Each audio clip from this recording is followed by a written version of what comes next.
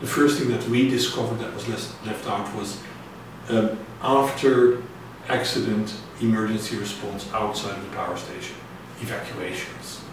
That is an issue that was not assessed at all, and in Fukushima we have seen that that is a very crucial issue of management of accidents.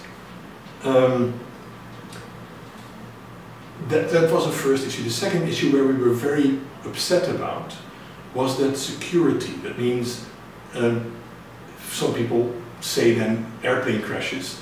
If I'd be a terrorist, I'd probably attack a nuclear power station in another way than with an airplane. There are many ways that there are terrorist threats on nuclear power stations. You can think of sabotage from inside, or you can think of attacks from outside. That has not been taken into account. Also, if a nuclear power station ends up in a war. And remember, most of them, nuclear power stations now will stand for 50 to 80 years. We cannot preview what is happening politically in 60 years from now. If they end up in a war, they are vulnerable. What could be the consequences has not been assessed.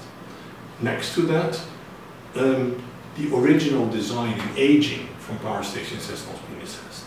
That means that over time, power stations lose some of their flexibility. Steel becomes less flexible. You have repairs. There may be new parts put into a power station and they might not fit exactly. That can complicate accidents. It has not been assessed. So the stress tests are very limited.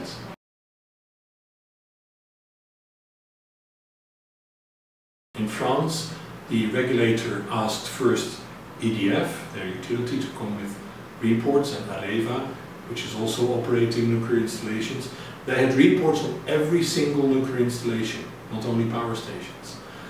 Those reports were put forward to the public. The public could react to it locally, in local meetings. That was taken into account into the regulator report of that installation, and that went into a national report, and the national report was again opened for comments by the public in meetings, locally and on a national level with national NGOs, etc. And on that basis the regulator made its national report.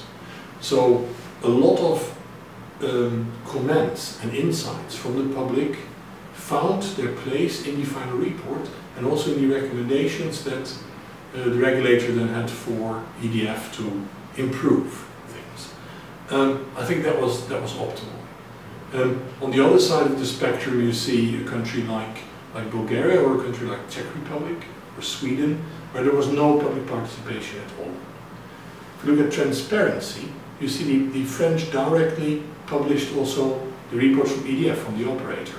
Now, if you look to Taiwan, when Taipower finished its report, nothing was published, neither English nor Chinese.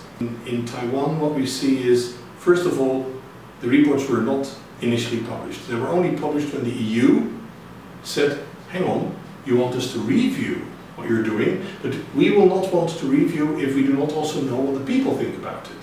So you need to publish. And then first we got the AEC report, we got the OECD report, and then after that we got the English version of Taipower's report, and only after pressure from NGOs here in Taiwan, we finally got the Chinese version.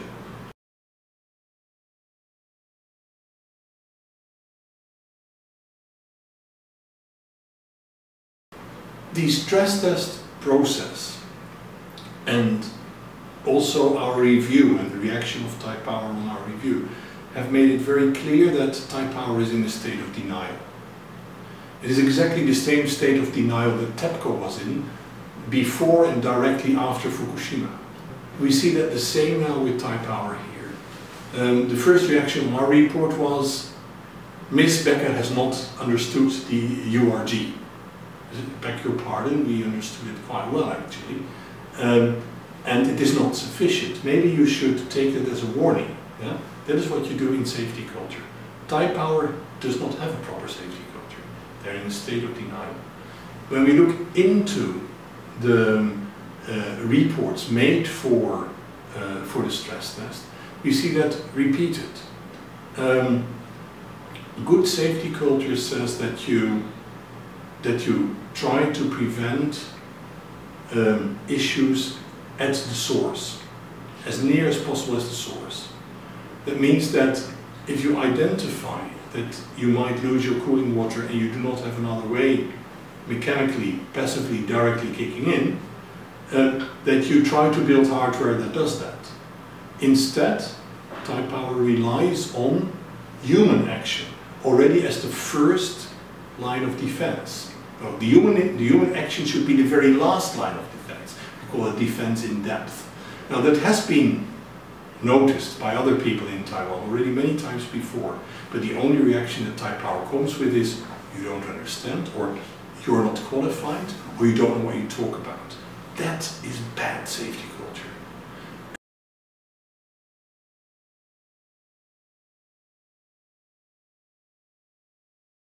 Because the construction takes so many years, the design of the ABWR is now very outdated. It's nearly 20 years old and it could not get licensed in Europe or in the USA. For what reasons? It relies on active actions of the operator, but instead of that, the EU BWR has installed passive cooling systems and a core catcher and a filtered venting system that tries to protect the people for major release of radioactive substances.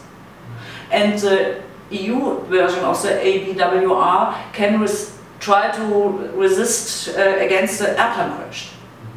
And I think this is also a major problem of the NPP4.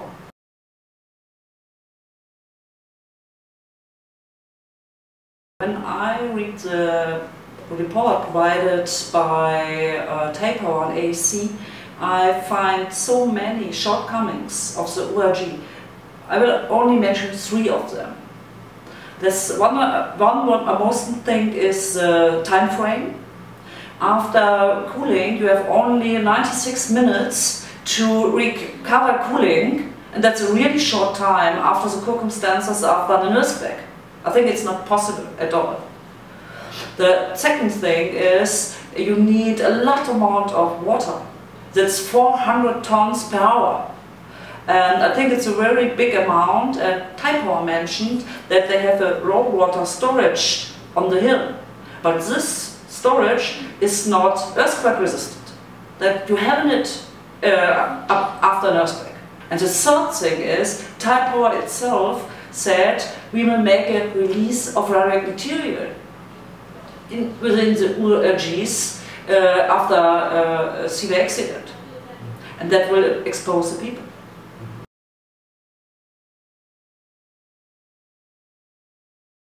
Regarding the existing natural hazards, the design weaknesses and the shortcoming during the construction process, a severe accident is possible at NPP4. And regarding the millions of people living nearby, it is recommended to stop the NPP4 project.